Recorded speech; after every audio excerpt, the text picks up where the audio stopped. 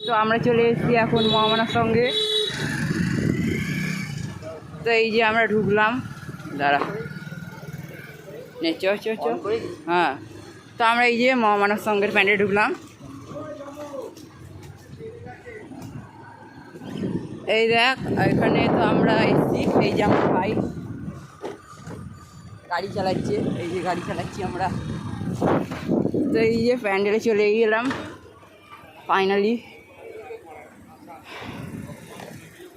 এই যে গাড়ি স্ট্যান্ড করছে মিস্টার অরিত্য বললে।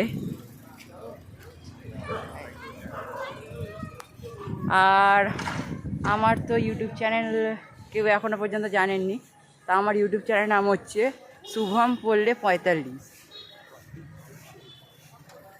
তো এখানে 44 শুভম পড়লে 44 চ্যানেলটিকে সাবস্ক্রাইব করে দেবেন।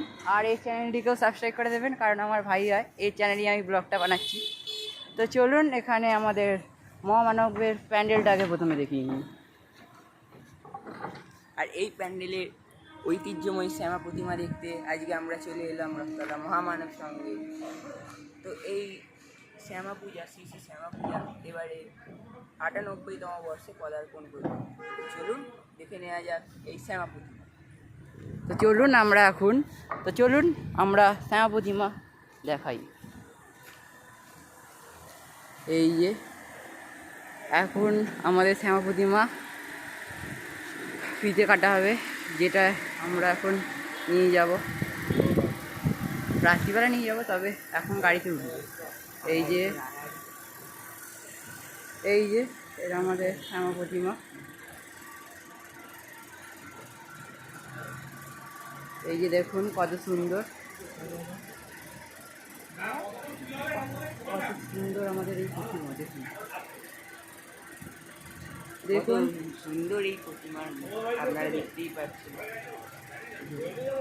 এই পুজো দীর্ঘদিন চলে আসছে। তো এবার আমরা 100 বছরের জন্য আর 2 বছর বাকি, আমরা অপেক্ষা করে আছি। 100 বছরে বড় ঠাকুর করা হবে।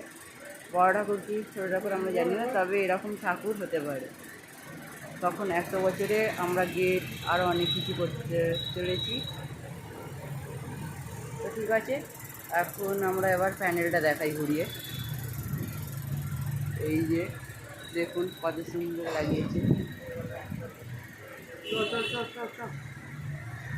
দেখুন এই যে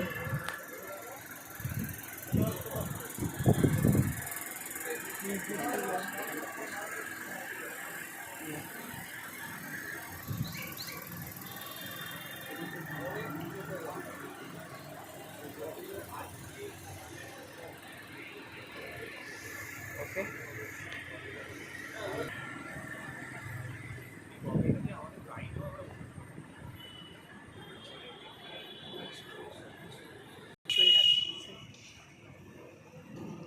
এবারে রথতলা মহামানব সংঘের ভাবনায় একটি রাজবাড়ি, এই রাজবাড়িটাকে ফুটিয়ে তোলার চেষ্টা করেছে রথতলা মহামানব সংঘে।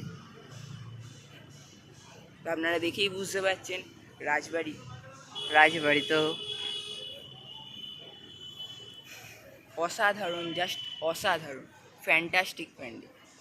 আমরা মনেতে বোঝাতে পারবো না যে কেমন আছে, তবে প্যান্ডেলটা খুবই সুন্দর। আজকে এই প্যান্ডেলের থেকেও সুন্দর এই শ্যামা প্রতিমা, ঐতিহ্যমণ্ডিত শ্যামা প্রতিমা।